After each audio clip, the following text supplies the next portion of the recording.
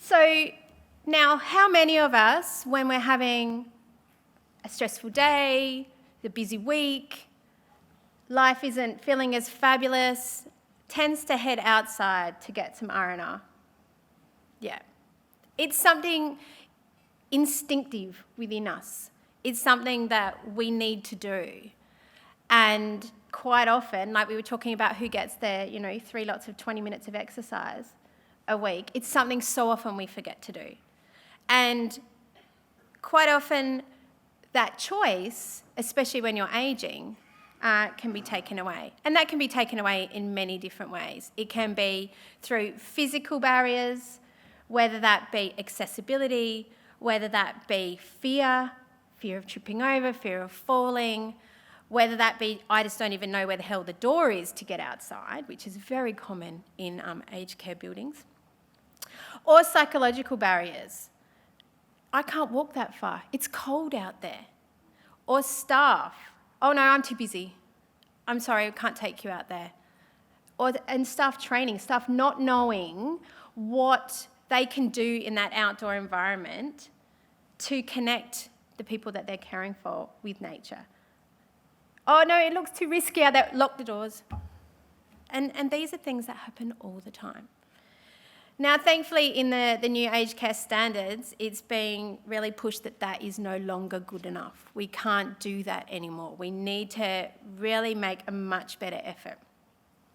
And essentially, it's because nature is a key component of our health and well-being, our mental health and our day-to-day health and well-being, no matter who we are. So why is that? Let's talk about that. So research shows... No. Forget this as well. Oh, it turned off. Okay. So that connection to nature helps us recover from illness quicker. It lowers our stress, lowers our blood pressure. It's a great tool in helping a person maintain their circadian rhythm, so that sleep-wake cycle. And especially when you're in a healthcare setting or in a residential care setting, that's something that really gets out of whack quite often. It's a great way to get vitamin D. Why on earth would we give vitamin D tablets when we can just walk outside and spend 20 minutes each day sitting outside in the fresh air and the sunshine? It just does not make sense. It's a great tool for communicating when traditional forms of communication aren't available. Somebody's non-verbal. Taking them out in the garden, you can still use body language, you can be looking at flowers, you can be taking a stroll and still have a meaningful connection with that person.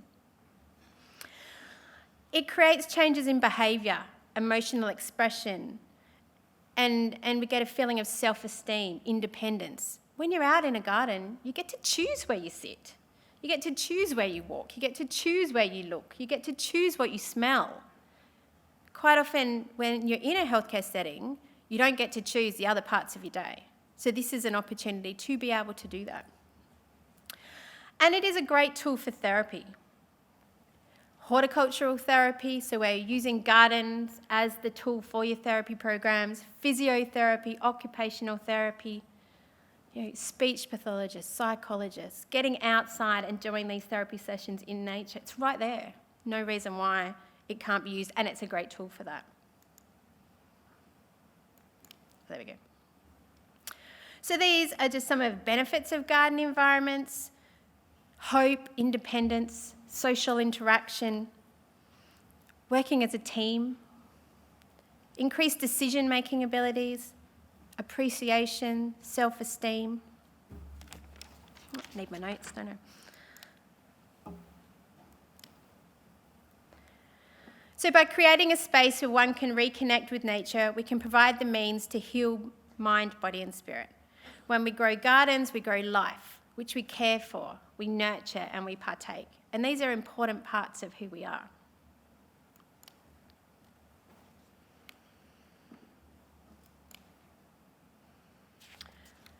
Now, there are a few different types of garden. A lot of the time you'll see the purely functional garden. It's just there to do a job and to look pretty a lot of the time. But then there's therapeutic landscapes or therapeutic gardens. And these are really specific garden spaces that are designed or created to improve our physical and mental health, to help us feel better, to get people out and about, to be mobile. There's a reason why you're out in that garden. It's there to facilitate something. And that's what makes it therapeutic. When you're engaging in gardening activities or just sitting, enjoying the sunshine, it's very therapeutic.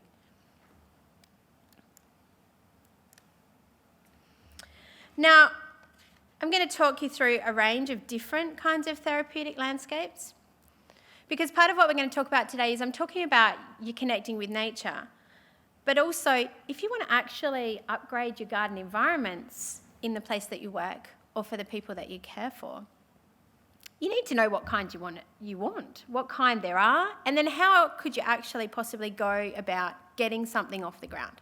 And so I'm going to talk through that process with you today. So you can go back and go, I know what to do. Finally, someone's told me what to do. It's not a big, scary undertaking. We can do this, and it doesn't have to cost us a fortune. So I'm going to talk you through some of that today, and also some of the things to think about in terms of design principles of what to include in those gardens and why, and what benefit that is to somebody living with dementia. So there are sensory and healing gardens. So sensory and healing gardens are calming, peaceful garden settings where one can escape, can emotionally regenerate, a place to meditate, to quietly chat, or just to relax or stroll. They're a space where you're healed in a passive kind of way, just being there. Being in those kinds of gardens, sensory and healing garden, is a very passive space. Opposed to that, as opposite to that I should say, is a horticultural therapy garden. So horticultural therapy is same as occupational therapy, physiotherapy, where you're actually using the garden as that tool for the goals, for the outcomes, for the activities that that person has in their healthcare plan. So it's a very active healing space. It's specifically designed to be used by therapists where they're using garden-related activities. So it's got things to prune, it's got leaves to rake, it's got things to smell, it's got gardens to dig in. All of these kinds of activities are facilitated in a therapeutic or horticultural therapy garden. Then there's reminiscence gardens. So especially when you're creating spaces for people living with dementia, reminiscence is is a really powerful tool.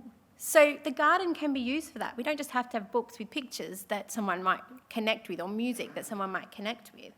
The garden can do that too. That might be through the kinds of plants that are chosen in the space, ones that are familiar to people, spark up conversations. Maybe it's the style of furniture, old machinery, the sculptures, the water features, the style of the garden in general. All of these create a space to share stories and to reminisce together. Then there's reflection gardens. So reflection gardens are a place to really connect into your spirituality. Whether you're religious or not, it's a space to connect with what's spiritual to you. Then there's some more other sort of more active therapeutic landscapes, so community gardens and urban farms, places to bring neighbours together, the community together, to garden together, share produce together, to cook together, through a place to be very intergenerational, and something that we need to connect more in. And community gardens are quite a big thing in Australia now, but we're not connecting our seniors into those enough.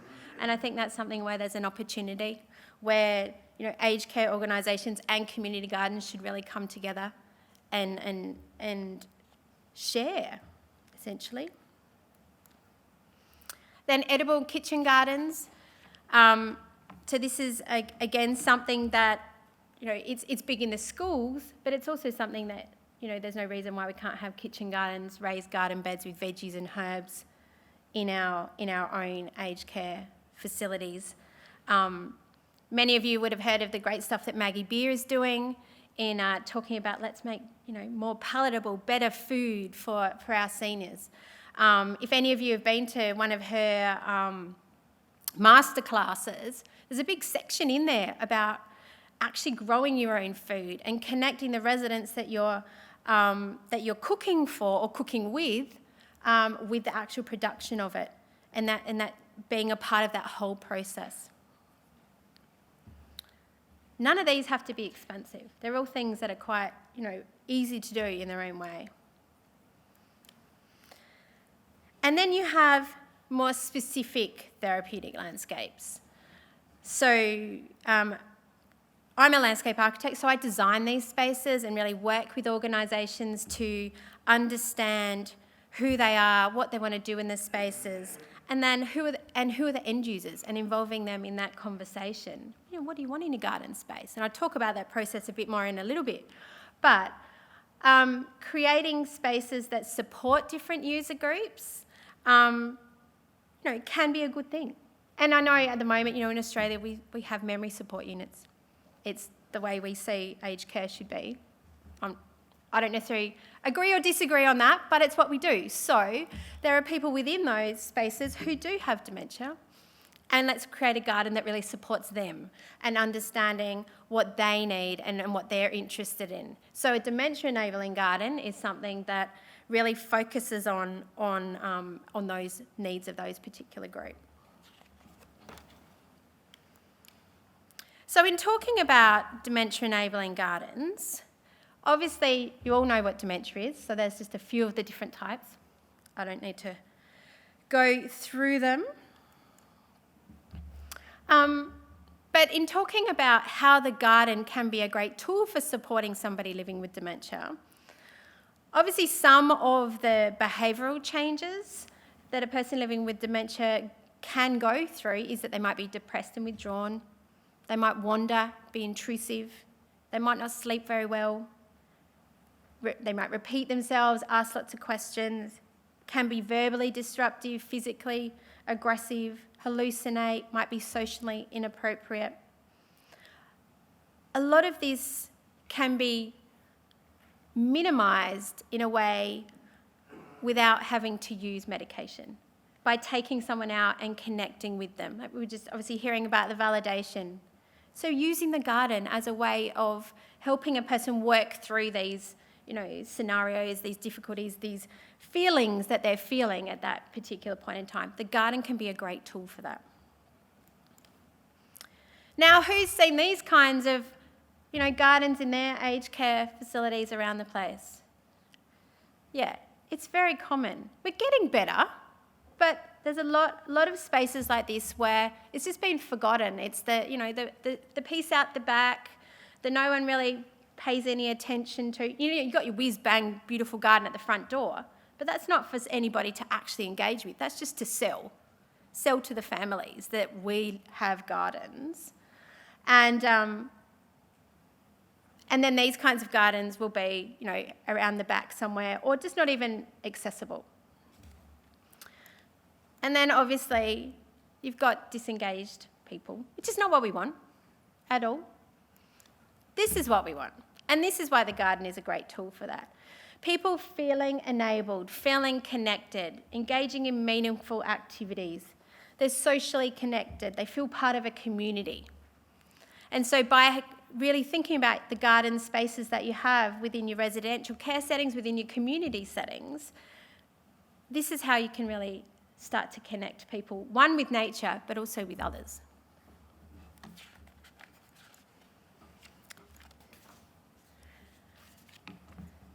So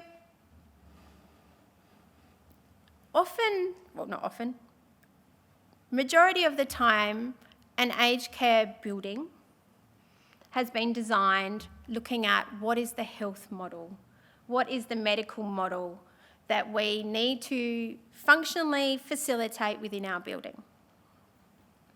That's just looking at purely functional side of things. Now, salutogenic design is a new focus, and this is really looking at how the environment can help us, not just what we need, but us as people. So salutogenic design is focusing on who we are as people, what supports us in our health and well-being. So what do we experience when we walk into a space? Not just what do we need a seat, we need shade, but what do we want to experience, what do we want to engage in? It's a very person-centred way of designing, essentially. And that's the way that I like to try and design all of our therapeutic landscapes. I won't talk about that now. So, all that in mind, you're going, okay, well, let's get on with it. What are we going to do? To get any project off the ground, I'm sure you're very aware that you need to come up with a business case and a design brief. Because most of you aren't designers. I do a lot of work, in collaboration with aged care groups, and they've seen a few pictures and a few books and what have you, but really don't know what to do in those spaces. So this is where, by creating a business case and a design brief, you're going to paint the picture that you're going to give to the designer, who can then come up with the layout of your space. So what does that mean? With that, you want to consult with your community, the staff, the residents, the families, who's going to use the space, the maintenance people who are going to potentially look after it. And what are you going to talk about? You need to think about who you are. This is the picture that you're going to give back to somebody who's going to design this space for you. Who are you as an organisation? What's important to you? What are your values? What are the values of the people who are going to use the space? So what type of group? What are the needs of your clients or residents? Where are you located? What is the culture of the people? What are the interests of the people? You're mapping out, can we just in dot form, this is who we are. Because this is your space. This is the space for you and your residents to really engage in. Understanding what the purpose of your garden is going to be. Is it to run activities? What are those activities? Is it to do therapy programs? Do you just want a nice sensory garden where someone can sit and smell the flowers, look at the leaves, the blossoms, the birds? Is it for reminiscence? Is it for exercising, or is it for rehab? Really understanding what you want to do in that space. What is its purpose? Are you going to run a horticultural therapy or social and therapeutic horticulture program? So horticultural therapy is a dedicated therapy program, whereas social and therapeutic horticulture is where you come together as a group and you engage in gardening activities. There's not necessarily specific goals to be achieved, but it's about the health and well-being comes from just engaging in the activities and being together. It's not a directed healthcare plan. So what are the activities that you want to be doing out there? Is it daily activities that someone might have done in their own home? Is that important to your residents and that they want to do? Is it for art? Is it for music? Is it for gardening together or doing Tai Chi, mini golf? Are the kids going to visit? What's going to happen out there? Think about it and map it out. We talked about reminiscence, in the sharing of stories. What kinds of therapies? Do you want to, are the physios going to use it? Is a pet therapy program coming in? Art therapy, music therapy? What's going to happen? Because this is the information that maps out how we as designers can facilitate those things within the garden. And for us to understand what you need to actually run these programs. Also think about what your barriers are. Because when you understand your barriers, then you can start to work through them. Are you currently dealing with doors being locked, which is a staff culture problem? Is the space that you want to have, that the garden, this upgraded garden is going to be, is it glary? Is it hot? Is it windy? Are the paths uneven? Are there steps everywhere? You need to understand what you're dealing with. Is there a model of care issue that sort of isn't aligned with what you're trying to achieve in the garden? Do the staff just not really show any interest? Usually there's one champion who tries to get something like this off the ground, and by understanding their barriers, for that person understanding what they're up against, they can start to work through and infiltrate and get other champions on board. And quite often that's through staff understanding, staff training. And then when you've got all of that mapped out, that's when you can bring a designer on board. And the designer's role is really to turn all of that into something physical. So a landscape architect will help you to identify the best site to have your site location for your garden. They'll help you design or develop your design layouts. They'll draw up construction plans for you so that you can ultimately get quotes and tender your project and then eventually get it built. And then they'll help support you through the construction of the project to make sure that it's being built the way that you are hoping, and that it will then, in the end, facilitate the activities and programs and support the people that it's for.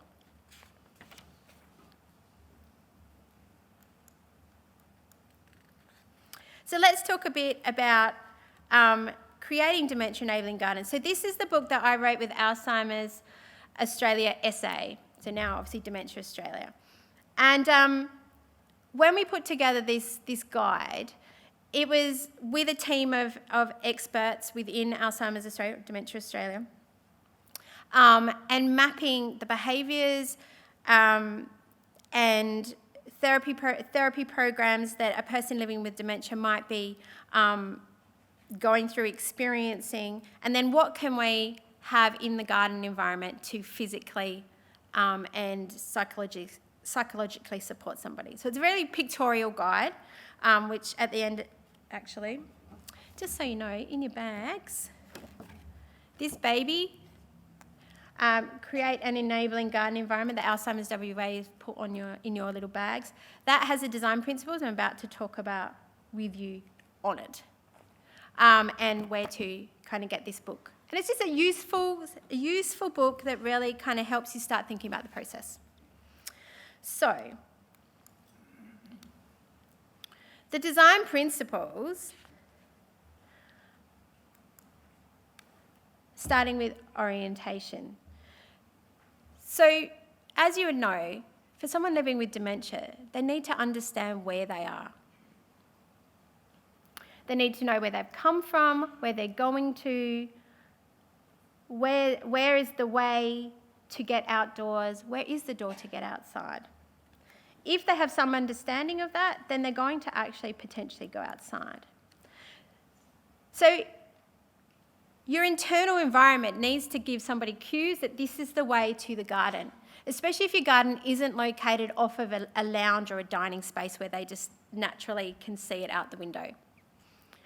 But once they get to the door and come outside and feel comfortable to do that, they need to be able to find their way through the garden space.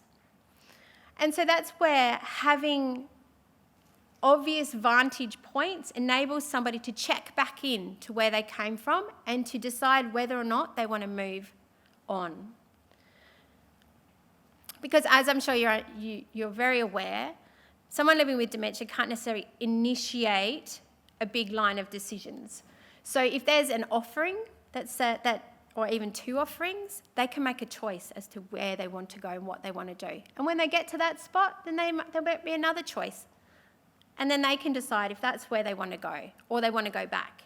But having your wayfinding elements enables someone to make those choices and freely move throughout the space. Edging your paving and paths with a contrasting colour is very helpful to enable not just people living with dementia, but people with ageing eyes to be able to see the edge of the paths and the gardens. Because as many of you know, one of the risks of going outside is falling. But a lot of the time people fall because the paving is poorly designed. They can't see where the edges are to determine where to stop, and it's uneven, there's trip hazards, there's steps, there's ramps, all of those kinds of things. That's what disables somebody going outside. So we need to be aware of that and make sure it's not a problem. Screening fences. You don't want to feel enclosed. So let's make these spaces not feel enclosed. Obviously, especially around memory support units, we need to provide security to, in most places, to stop somebody feeling the need to want to see what's, if there's something better on the outside. Mind you, if they're wanting to do that, then your garden's not very well designed. Because if it is, then there's plenty going on that they're much more interested in than what might be out beyond the edges. But at the same time, we want someone to be enabled to go outside independently. And for staff to feel comfortable to enable somebody to go out independently, then there needs to be some level of boundary around the garden space. That being said, if we screen those with planting, shrubbery, artwork, then it feels like there is no barrier. It's something that disappears into the background. We talked about some of the physical and mental barriers. Making your gardens accessible all year round so that we can connect with nature all year round. So at some times you might be able to go out into the main garden, other times you've got greenhouses, sunrooms, conservatories. Bringing their planting indoors as well is another great way to enable people to still connect with nature even if the weather isn't fabulous. Having paths wide enough for two users to walk past each other, or for just somebody who's got a walker or in a wheelchair to be able to manoeuvre through the space. You want sturdy garden furniture so that it's comfortable and can support somebody with your armrests. Garden beds at different heights enable somebody to connect. That there's no point planting just all gardens at ground level because then somebody's really is going to find it very difficult to actually be able to garden well and reach down. So raised garden beds, hanging pots, vertical gardens, trellises. I mean, here they've used a wheelbarrow, pots, all of these kinds of ways. There's so much choice. Enables people to get closer to the planting and nature and be able to smell the flowers or pick the cherry tomatoes or, whatever it is that they want to engage in. Making sure that there's plenty of spots to engage on sunny days and warm areas for sitting when it's in the winter. So people still will feel comfortable to go outside. Cafe blinds, and outdoor heating are a great tool to include on your pergola spaces. So then, people can still go outside and you can still do activities outside even if the weather is a little bit, not fabulous.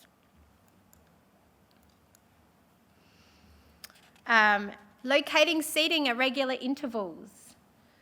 That's probably one of the biggest psychological barriers, is that if somebody walks outside, they want to know that if they can't walk very far, there's somewhere for them to stop and rest. Especially when we want to give them independence to go out independently. Having gardening tools that are accessible. There's a whole range available these days where, someone with arthritic hands or somebody with, having long handles so that you can still be sitting in a chair and be weeding or digging or pruning. There's a whole range of tools now that enable people to still connect with the garden, even if they can't get down. So socialisation. You want to have elements in there that encourage socialisation between families, between all ages, friends, being able to bring in your pets, being able to bring in the children. I mean, I think that is one of the hardest things that at the moment we still don't do it well enough in how we design our aged care facilities to enable families and friends to feel comfortable to visit for longer than half an hour. because there's nowhere for them to be a lot of the time, and that is difficult. And especially having garden spaces to be able to go outside in and have things out there where the kids could be engaging with their grandparents or great-grandparents, as it may be, talking about the plants, or maybe they're out there playing mini golf together, or doing some bocce or quoits, or whatever it is. Those kinds of things are really interactive. I'm not a big fan of let's put the playground in, because the playground, the kids are over there and the grandparents are over there. Where's that connection? And so the gardens are a great way to bring those together, and that's meaningful. Other ideas are things like your men's shed. I know that's something that is happening more and more. But interactive garden features, so things like your bird feeders and your bird baths, things that need regular attention. It's my responsibility to put some bird seed out on the bird feeder each day for the native birds to come. That gives me a reason to get up in the morning. It's my responsibility. So you're empowering somebody to be able to give back and feel validated.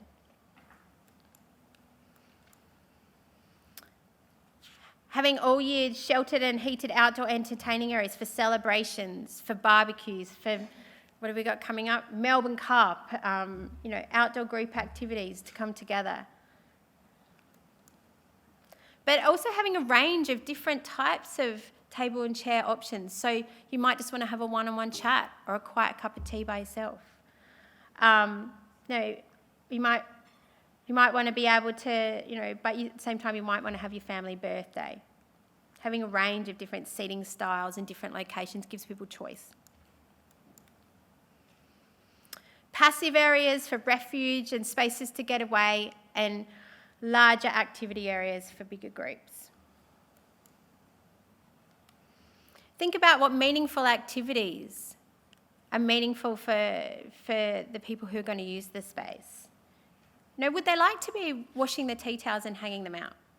Is that something that they would, engage in? Watering the plants, picking the herbs. I find every organisation does something different. Some will use the vegetables in their gardens in their cooking and making salads, others will nuke them. You all do it differently, and everyone thinks they've got it right. So there's a grey area.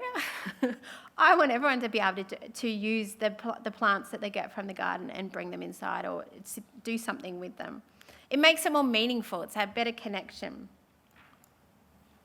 So we talked about that. Veggie gardens, herb gardens, fruit trees. Safe and level walking routes so people can just stroll. Attracting your native wildlife. It's such an interactive thing that, our seniors love it. Seeing the butterflies in the garden, the native birds in the garden.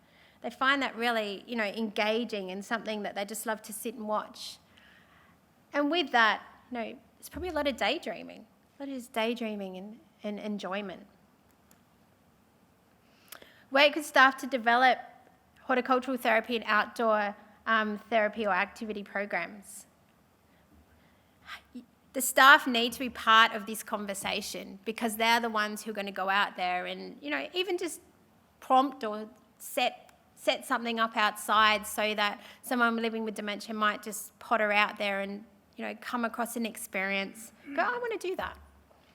And if the staff are trained to know what to do, then it's going to be a much more interactive and meaningful garden space. So tapping into reminiscence. So incorporating elements and activities where a person living with dementia can engage in the sharing of their stories, their experiences, their knowledge. So we talked a bit about, the style of elements, the types of plants that you pick. What did they have in their back gardens? Different groups, different groups around Australia would have different things, but is it the roses? I think it's on the next one. The bottle brush, the lavender, is it the fruit trees? Is it the orange trees, the lemon trees? All of those kinds of things, olives. are those things that were familiar to the residents that are going to use this space. So incorporate those, because then they'll be like, oh, I remember every year we would get a huge bounty of lemons, and I would always make, lemon sauce or something like that, and suddenly you've got a conversation and sharing of knowledge. And that's really, engaging and meaningful for somebody. Sensory stimulation. So think about your 5 senses. Is there colour? That's probably one of the biggest things that gets mentioned to us, is that a lot of people's existing gardens, there's just not enough colour. And I think there's a lot of information out there about our ageing eye and how the intensity of us seeing the differences in colours and shades lessens as we age. So when older people are saying to you, there's not enough colour, we might look out there and go, oh, there's 10 shades of green. What do you mean there's not enough colour, kind of thing? But for them, they need something, much brighter and bolder for them to really engage in the planting in your garden. Seasonal change is a really great thing as well. The seasons, time goes on. So your blossoms, your autumn leaves, your trees that lose their leaves. That's really, great for connecting with nature through our senses. Being able to view the gardens from inside, even when the weather is, not that fabulous. Can you see the trees in the wind, or the lighting in the garden at night? Talked about those. Sustainability. So the garden's success is very much dependent on the staff's understanding of the design, for them to recognise the different elements in their function and use, and then they'll feel more empowered to actually develop activities and encourage the use of the garden. Ensuring that the gardens are visible to staff so they'll feel relaxed enough to allow people out there independently. Also the sustainability of looking at maintenance. Who's going to look after it? You need to think about this in the planning of your garden, because it could just be the local group down the road, the Rotary group or the kindergarten or something, are going to come in once a month and do some weeding or some pruning, things like that. Or maybe you've got a maintenance person. Think about safety, obviously. That's the last design principle. Making sure paths are level, smooth, slip-resistant, low glare. Think about your trees, especially for somebody living with dementia. If they don't want to be there, they're very strong when they want to be. So if you've got trees right up against your fences, it can be a problem. I'm all for trees, but it's something to be aware of, because if in a moment of, I don't want to be here, that tree will be the greatest thing to get over the fence. Disguising entrances and exits are not for the people that you want them, that are not for certain people. So there might be, the maintenance gate. You don't want somebody focusing on that and it becoming an issue. So make it blend into the background and take handles off. So when you've thought about all of those things, then you obviously want to build it, and then you want to celebrate it.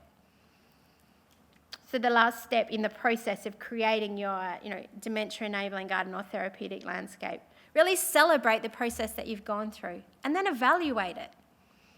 Evaluate how somebody feels before they go into the garden, how they're feeling after they come out of the garden. Because that stuff is really important data collection to really empower why your garden is a beneficial thing to have for supporting, people living with dementia.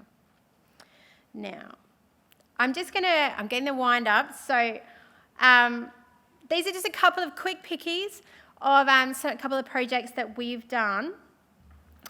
Just really quickly. So this is a Dementia-Enabling Garden for the Resthaven group in South Australia. Looped path system that goes through a lot of really interesting activity zones. I won't talk a lot about it, but raised garden beds, spots to sit, vertical gardens, planting that people recognise, sculpture, artwork.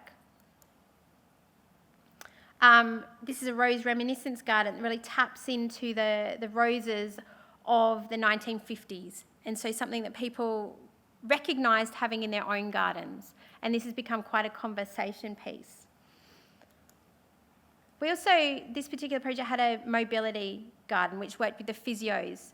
And this is where people in the community would come in and practice or relearn how to walk. They might have spent a lot of time in the hospital or had lost their confidence in walking. Now, because we've run out of time, I'm not going to show you all these, but what I did want to show you is just quickly the resources of where you can get more information on what to consider when you're wanting to do a dementia-enabling garden. So this is Alzheimer's WA's website, Dementia-Enabling Environments. This is great for really looking at your built environment, your building, and also your garden. Lots of really great design principles there. Within that, there is a garden audit tool, so you can actually look at your own garden and use the garden audit tool, and it gives you then back information on how dementia enabling are we being within this space and where can we improve. Dementia Training Australia runs a great number of environmental design or designing for people with dementia workshops, which are free to aged care organisations to come and talk to you about what in your environment is enabling or disabling your residents and what you can do to help improve that. Within that, there's a lot of resources on that website too. And then lastly, this is the Gardens That Care book, and you can download that either off Alzheimer's WA or off of our website as well. And that's it.